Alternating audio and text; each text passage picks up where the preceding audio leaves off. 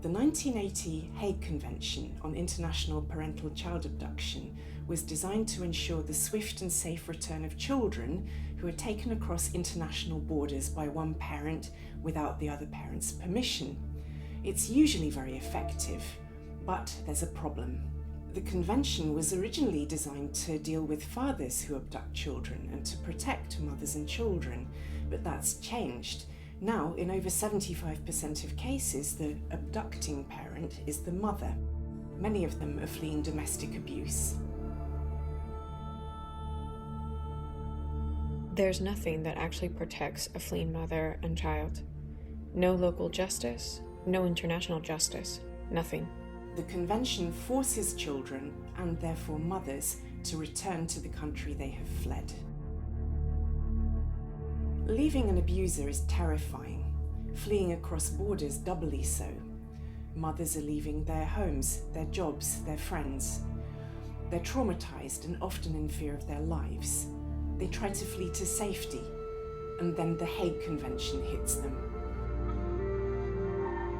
Being in court was so terrifying, so stressful that it has left me traumatized. And then they sent my sons back to the man who was beating me, raping me. Hague mothers are rarely entitled to legal aid. There are not many specialist lawyers available, and they only have a few weeks and sometimes only a few days to prepare their case. The only defence available to them is Article 13b of the Convention.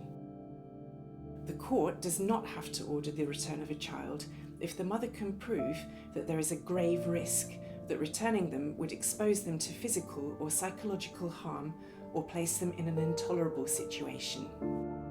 But grave risk is interpreted very narrowly.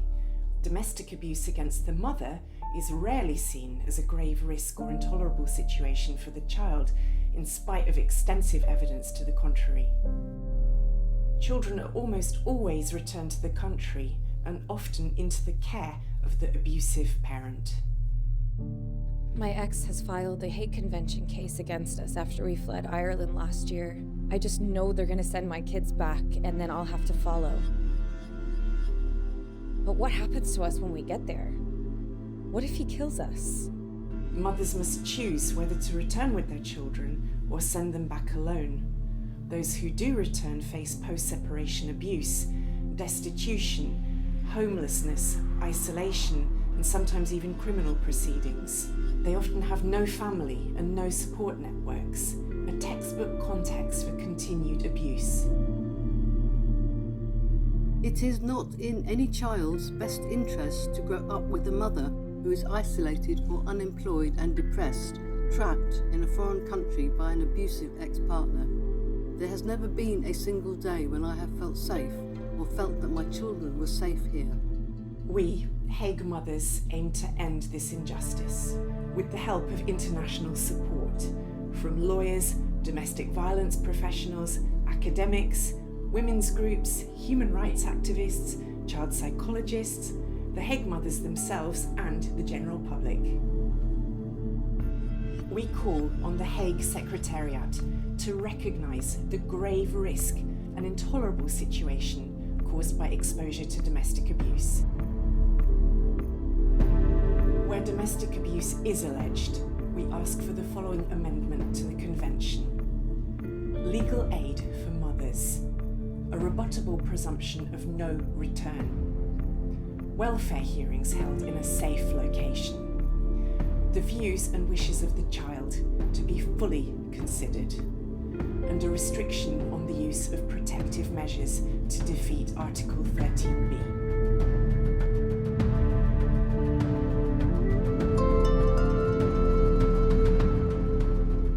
We are the Hague Mothers. We're an unstoppable global movement for justice.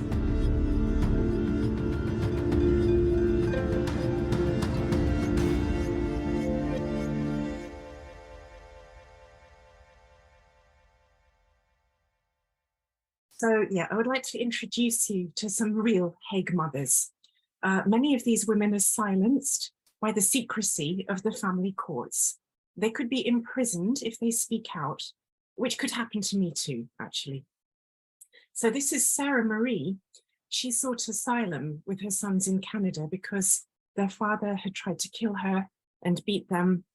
They were not protected by the family courts in the USA. They were not protected by Canada either. Sarah Marie was arrested with a gun to her head. She was charged in the US with felonies for abduction. She has not seen her children for 3.5 years. This is Jan Ford. She's the author of a book called The Loving Abductor. She was sent back to France from the UK to the man who had abused her. The French police told her that she and her son were not safe in France. And so she was forced to go on the run. UK law now accepts that children are the direct victims of the abuse of their mothers. However, judges in Hague cases almost never accept that.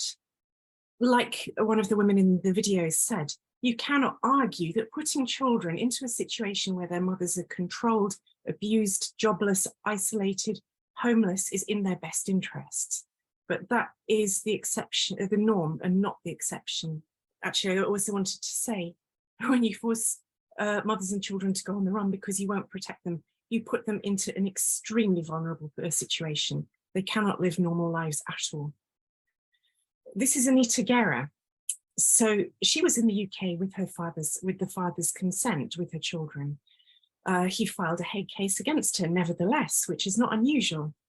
She lost and returned to the US with her children.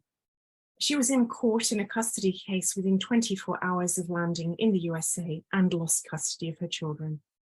She has not seen her children for 8 years now. Like me, she was ordered by the family court to pay maintenance for the privilege of having an abusive man bring up her children. If she goes to America, she would risk being arrested.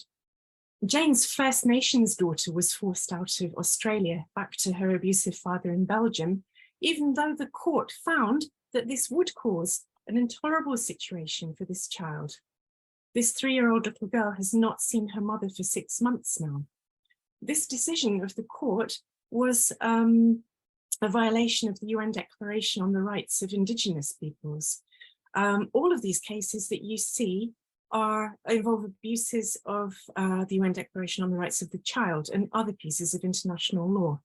But judges do not consider that international law is applicable or the human rights law is applicable to family law cases. Bella, the Hague Convention was used preemptively to trap her, a British full-time mother and her children, in the USA by her wealthy ex-husband while they went through custody proceedings. The father now has sole legal and physical custody of the children. I believe that the Hague Convention is being used as a form of trafficking of mothers and children. The way that mothers and children are treated in the family courts in the USA is becoming more and more extreme. Not many people realize that there is an enormous problem with corruption in the US justice system. This is an issue that doesn't only affect family cases, and I believe that our courts in the UK and Europe are going the same way if we don't take action. This is a democracy issue which affects all of us. Anna is a US mother of 4 who relocated with her husband to Switzerland. He became violent and threatened to kill her. He returned to the USA and threatened to take custody of the children if she returns. She believed him. So she's been trapped with no help from the courts in Switzerland for 11 years. She is $1 million in debt because of all of the legal fees that she's been forced to pay, and because the US courts ordered that she must cover the private health insurance for herself and 4 children with no income. Anna believes that the lawyers and the judges who put her through this torment have enjoyed seeing her suffer. I believe Anna. This is Janelle. Her son lived with her in France. She was only in a casual relationship with his father, but nonetheless, she promoted her child's relationship with his father. But after a holiday in the UK, the British father filed a Hague case against her. She was arrested.